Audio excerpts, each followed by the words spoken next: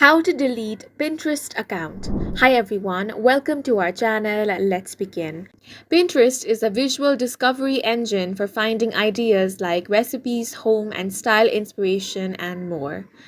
If you want to delete your Pinterest account, you first have to open the Pinterest app on your device. Make sure to log into the account that you want to delete.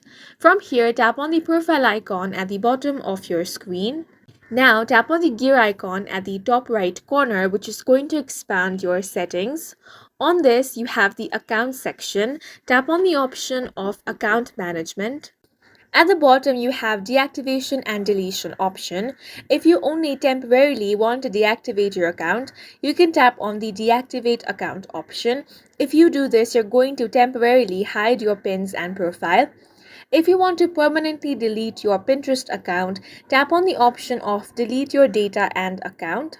Closing your account means you won't be able to get your pins or boards back. All of your Pinterest account data will also be deleted.